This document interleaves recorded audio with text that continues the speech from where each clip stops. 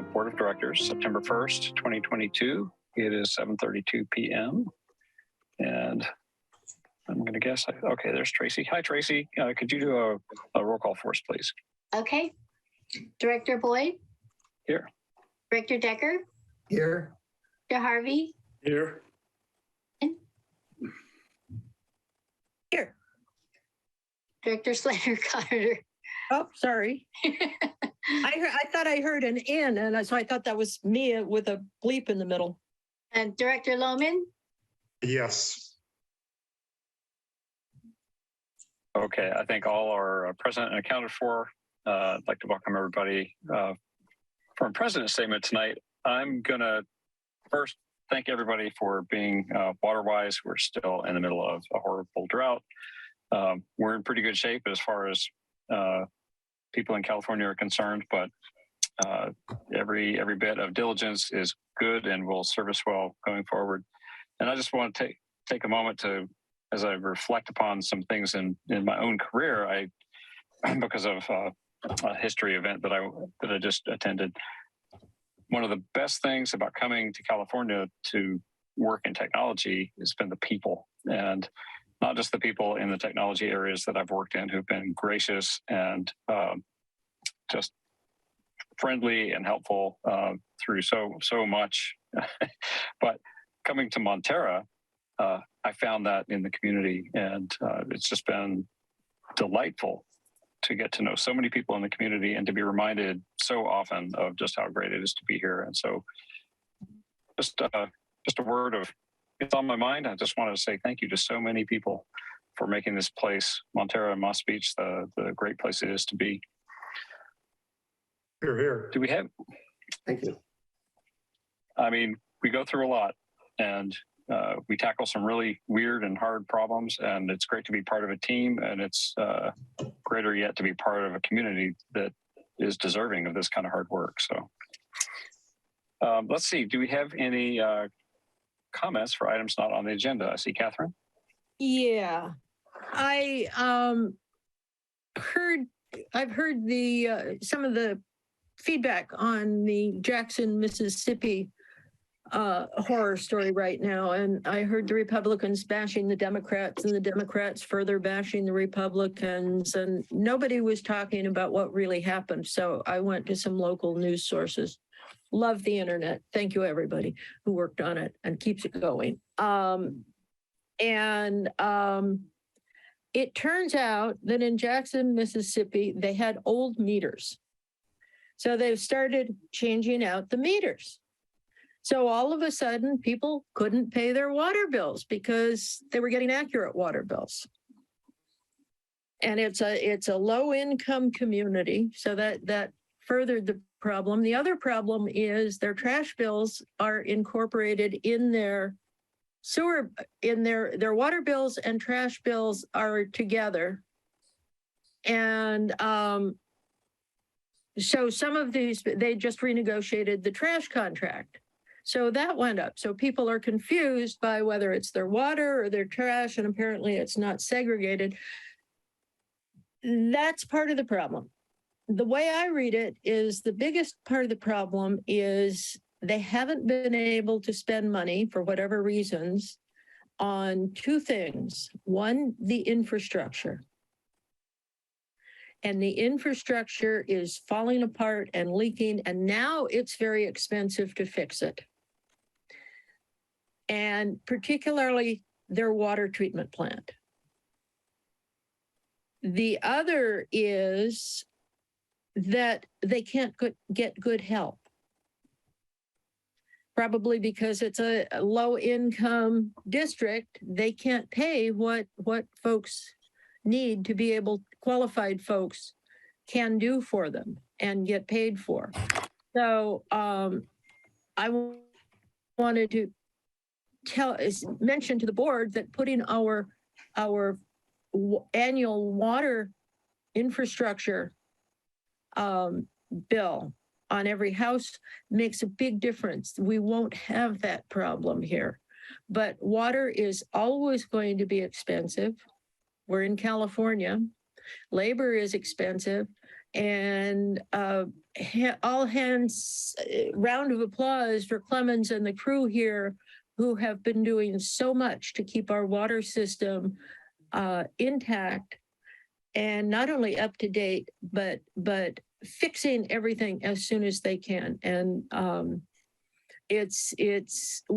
we have this board and this community have worked together to assure this community of a much better water future than these huge, large districts who forget about the neighborhoods, and a little leak is no big deal. So here's to local control, great local crews and management, and a fabulous community. This community has done a real good job. Thank you, Catherine. I see Jim. Yeah, Catherine, I want to support and build on everything you said. As my part of my statement, I have to respond. 2 years ago, I spent a whole week in Jackson, Mississippi, and talked to the people and saw what was happening. And I'll tell you what happened, regardless of political party. The mayors and the governor received bids, and there were contracts to rebuild the district. It's not all poor, it's half rich. So the bids were taken and the contracts were made, but through graft and corruption and a grand scale, the money was not spent properly and the pipes and the pumps weren't built. The money went into the pockets of those Southern politicians, both parties, and the structures weren't the infrastructure was not repaired. And so 20, 30 years of graft and corruption, the repairs were not made, the district was not kept up in the poor half of the town, and now the people are paying for it. But I don't want to take away from Catherine's comments, but the poor half of the population were not supported and had no control over their own destiny, and it's a very sad story. And you'll be hearing more about it. It has nothing to do with politics or party. It's individuals who took the money and did not make the repairs. Okay, thank you. All right, thanks. Do we have any other comments before we get into the rest of the agenda? Okay, let's go. Anything that any board member wants to pull from the consent agenda for consideration, or a motion to approve it?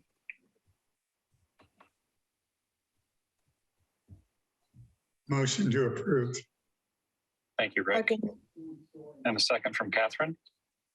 Tracy, could we have a roll call vote, please? Okay.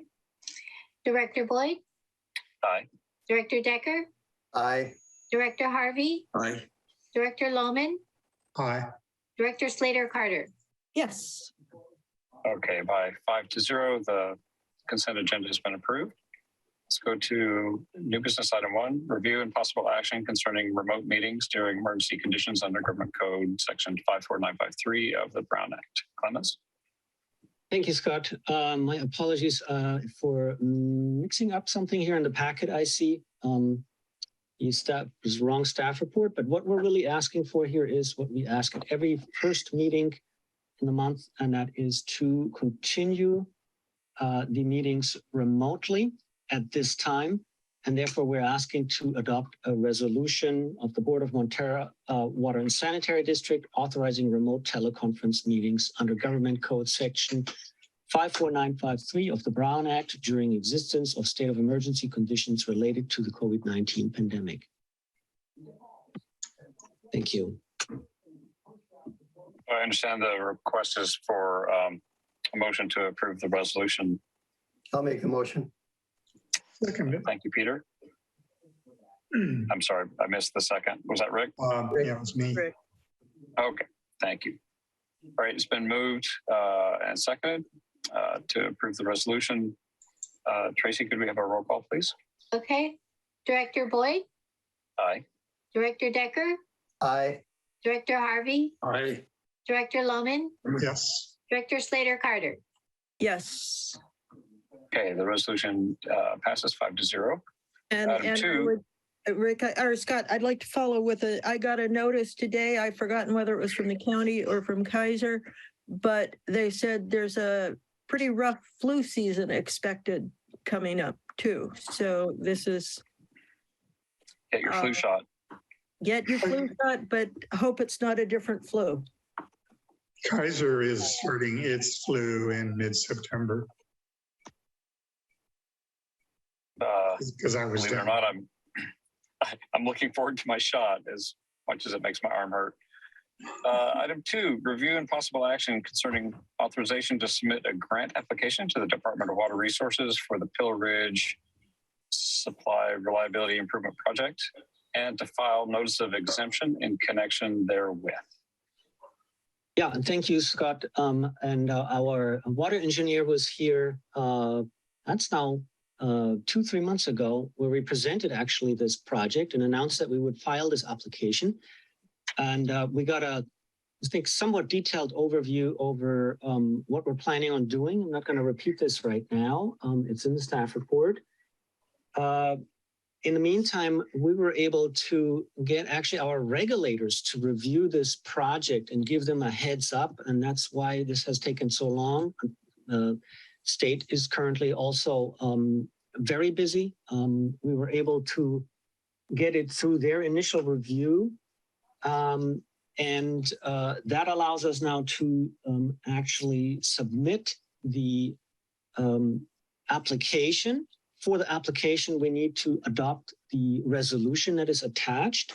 So we want to show that the board is supporting this. And also a second action that we're asking for here is to file the notice of exemption with the San Mateo County. So again, the recommendation is to adopt the resolution next in order.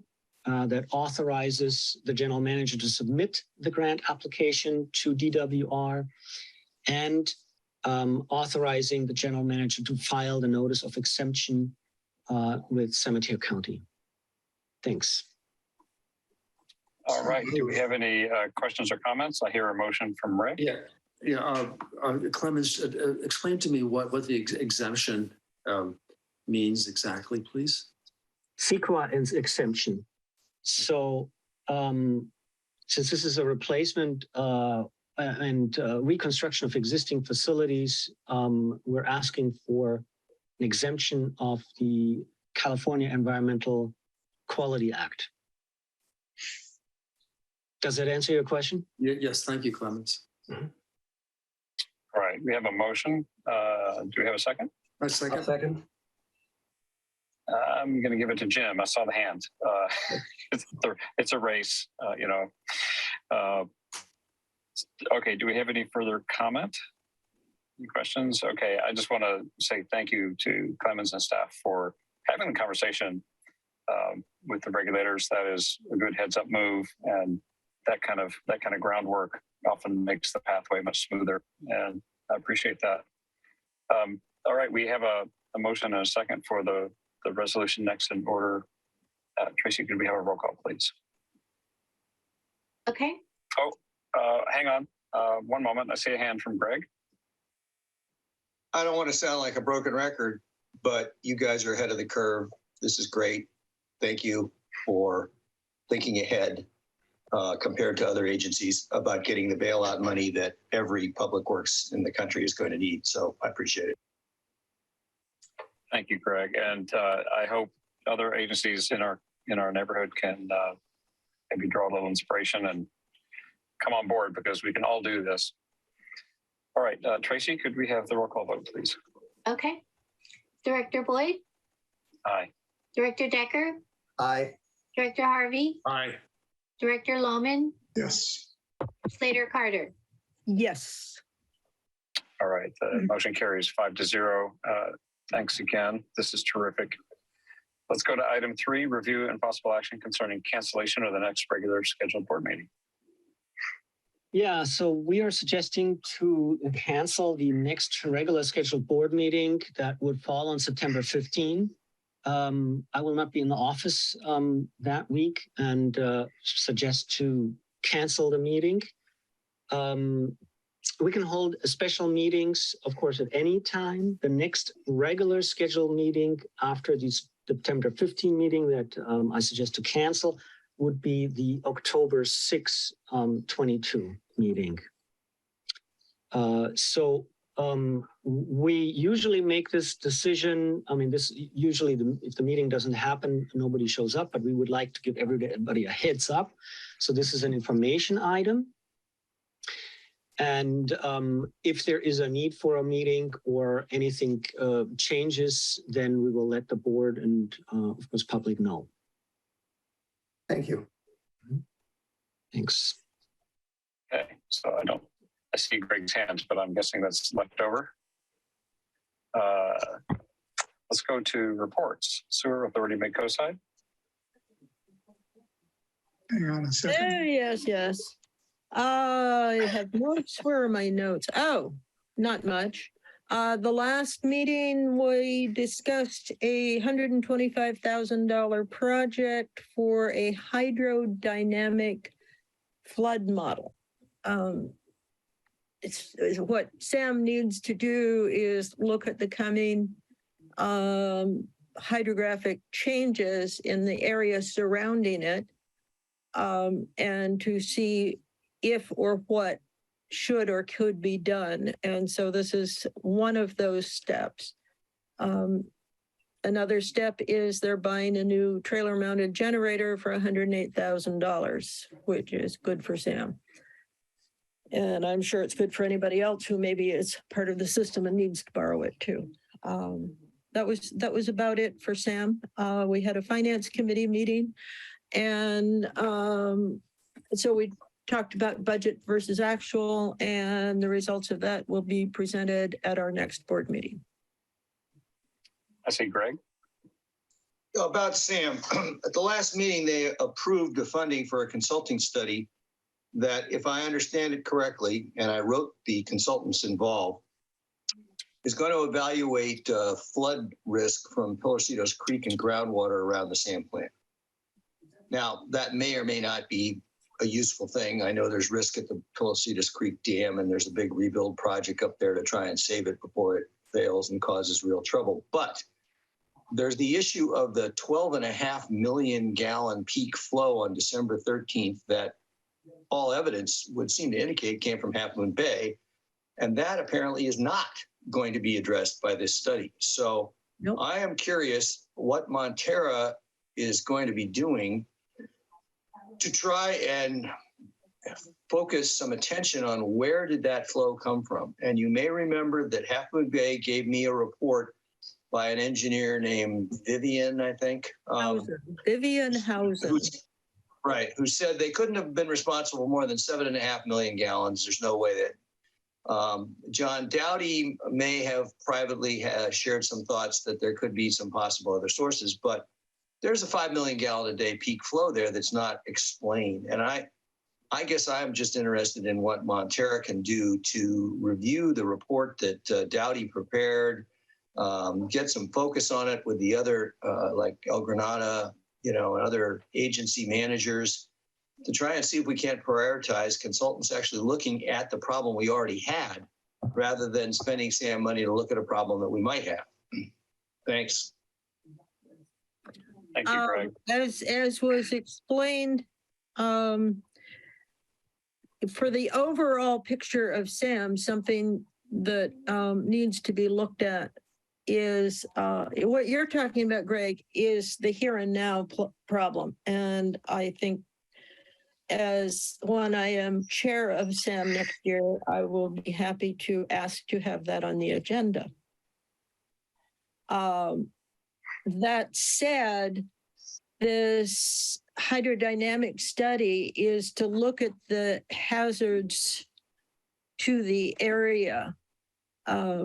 I have said, and most people probably don't remember, but I am largely lobbying to get a decentralized treatment system and just rethink the whole SAM thing.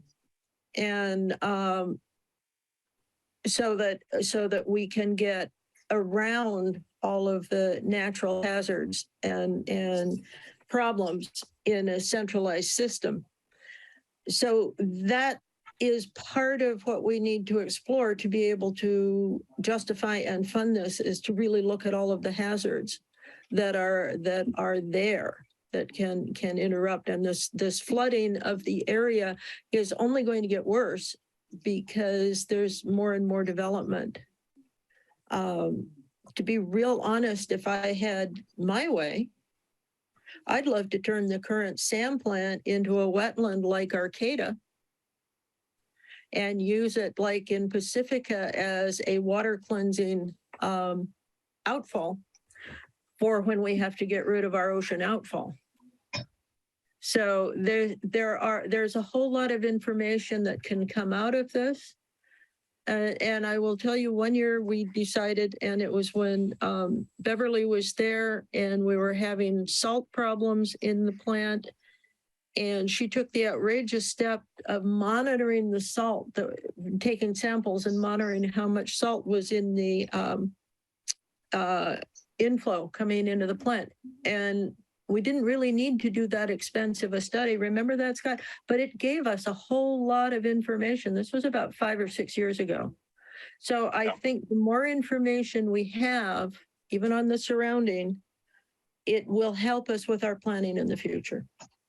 Well, I mean, we had some really interesting salinity issues, and if the water's too salty, it makes it very hard for the plant digester to do its job. And you run some risk of, I mean, it's a very complex living organism, and you don't want to impact it, because if you impact it too hard, it gets sick and it can even kill it. And restarting the digester is something we never, ever want to have to do. So you want to, like all creatures, it needs some care and feeding. But we were concerned, is there someone dumping a lot of salt into the system? Were we getting seawater leaching into the system or even flowing into the system? So there are things we need to know, and the only way to know is to pay attention. So Greg, I appreciate you, pushing on this. I think we do have some questions we'd like to get better understanding of, because it's going to help us all. And in that regard, I just want to mention that I believe the number for on the flow into the plant, the percentages are now such that Half Moon Bay has gone beyond 60%, and I believe they're up at 62% for the past month. Almost 63. So this is slowly but steadily trending upwards. And I think in my time on SAM, which has been a while, admittedly, but or at my time at Montara, I think it used to be in the 50-51% range. And then over the past few years, it's been working its way up. This is another thing that, I think it would be very beneficial for all of us to get a handle on what's happening. Because if this is due to some calibration error or something else, we've been through these kind of things before, and it's not you'd think it's a happy day when we figure out what the problem is, but people wind up feeling like they've been, holding up, getting a raw deal. And the sooner we can sort these things out, the more we can defend against anybody having the feeling they're getting a raw deal. So keep pushing on us, Greg. I think it's good.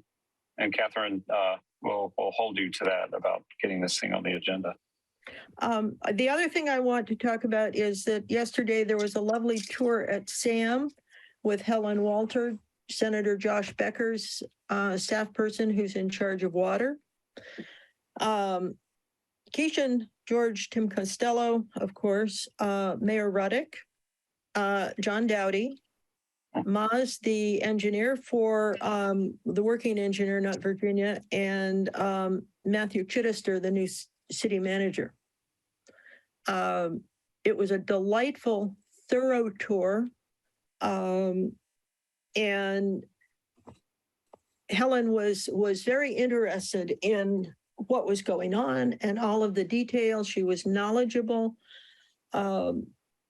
It was nice to be able to hang out with Matthew and Maz and John Dowdy and Mayor Ruddick And so, and Helen reported to, when she got back to the office, because I've forgotten her name.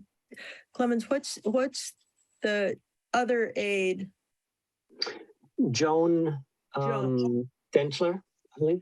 Yeah. Yes. I don't know why I can't remember her name, but anyway, Helen reported to Joan that it was a delightful tour.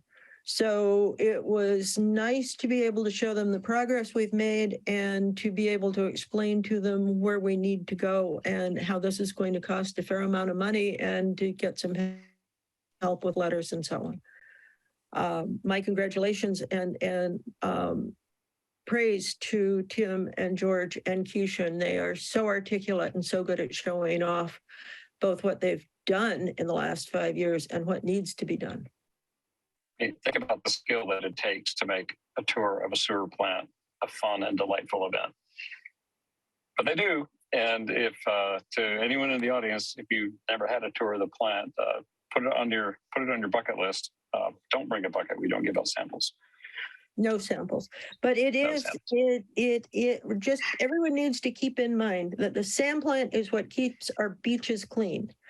And the whole functioning system keeps our neighborhoods clean. We couldn't live in this style without the sand plant and the 3 sewer agencies. You could have clean water, you can have fresh drinking water, but if you can't get rid of the wastewater, it's stinky.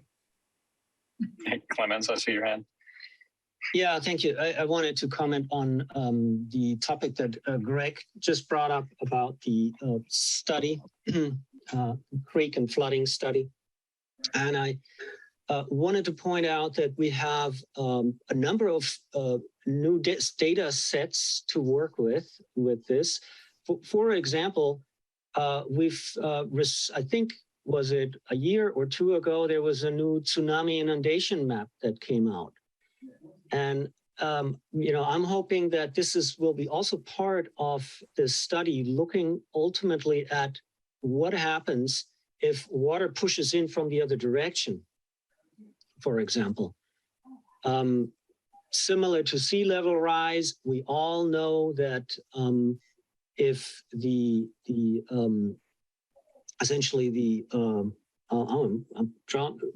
river mouth changes, the headwaters change, right? We all learned that in geography class.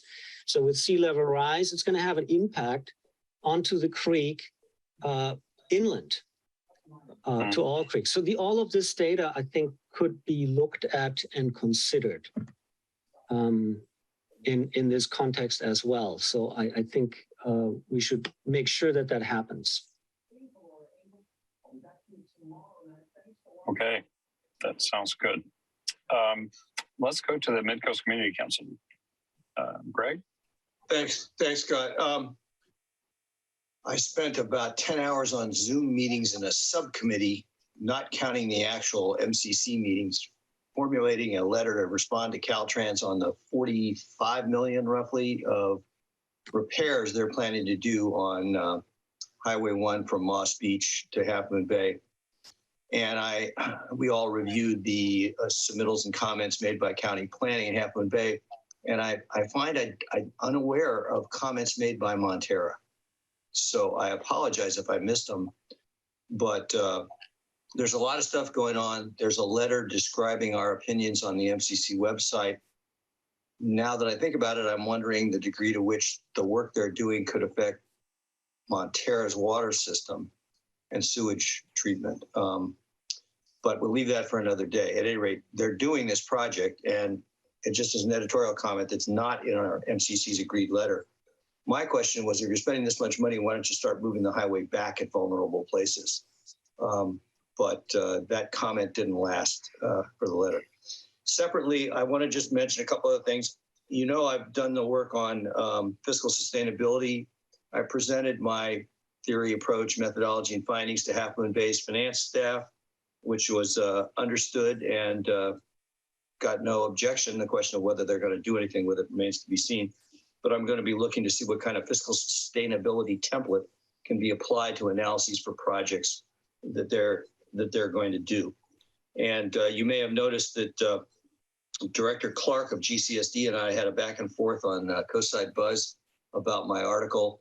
We came to a meeting at the mines after I explained to him it was just like unfunded pension liabilities. And he invited me to speak to the El Granada board. That hasn't yet happened. Finally, our next two meetings of the MCC are going to be discussing the Mid-Penn financial development at Cypress Point. And I mentioned that to the community as a whole. There may be a lot of controversy over this, at least in our community. But if you all and you Montara residents who are watching this care about that project one way or the other, you should try and make your voice heard, because we're going to be writing a letter. It might take 3 meetings to get through the project. I think some of you are aware they're going to be adding 71 units and who knows, 250 people, 270 people in the middle of Moss Beach. I don't know if this affects Montara's water system. I do know that when I surveyed the hydrants a few years back, they were at code, but extremely low throughout Moss Beach. And I'm wondering if the infrastructure can handle the extra density. And I'm wondering about the firefighting water storage. So I may explore that with some of you before we draft our letter and have our discussions. But things are going to be more dense. Quadruplexes require more water for a 2-hour designer fire than a single family home. So just letting you see this one's coming. Thanks. Thank you, Greg. CSDA and LAFCO reports. Neither one have had many meetings since our last report. Okay. I'm going to try to get the CSDA lady, Kate, to start having meetings again. Once you became president, they all sort of dropped off.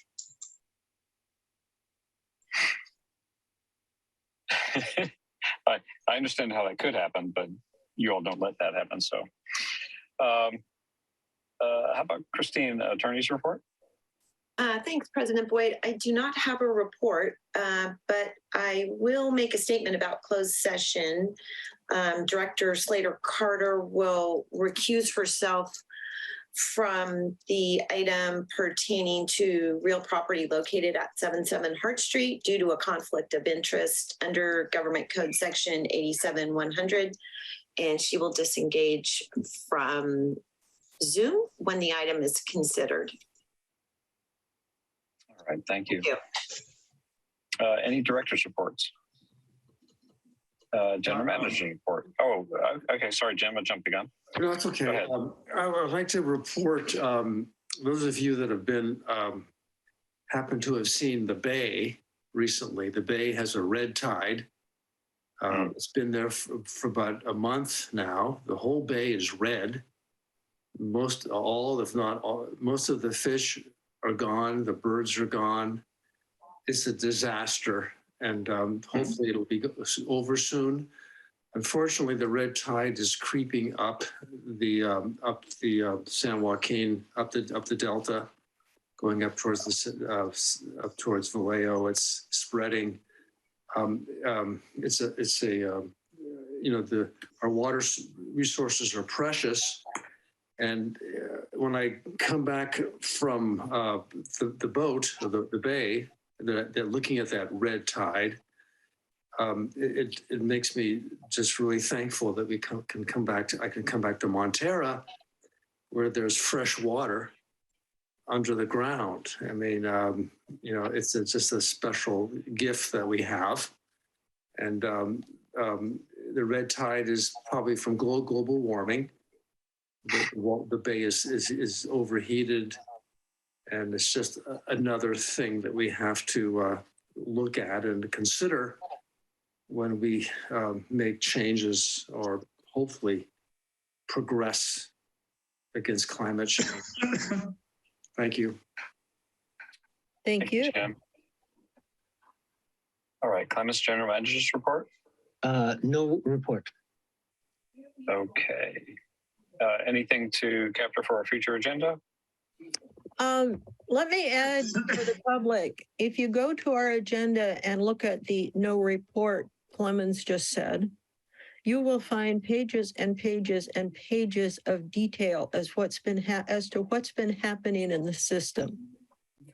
And I think for those who go, oh, my goodness, nothing ever happens in our water system, just read this.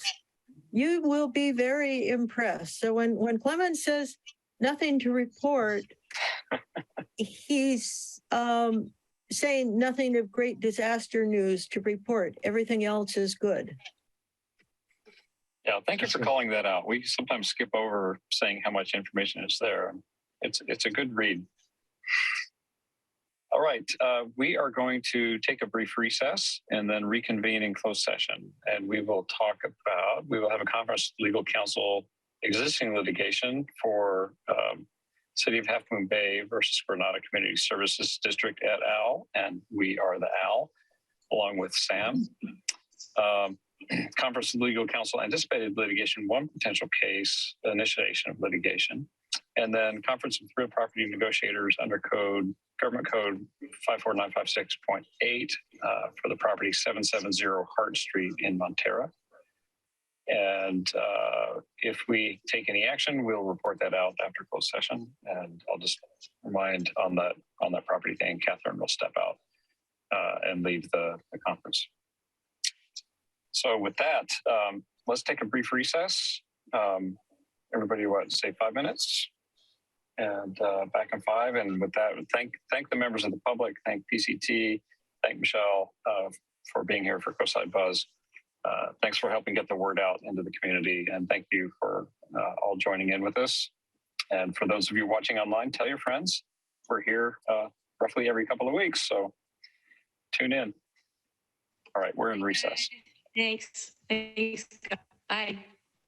Bye-bye.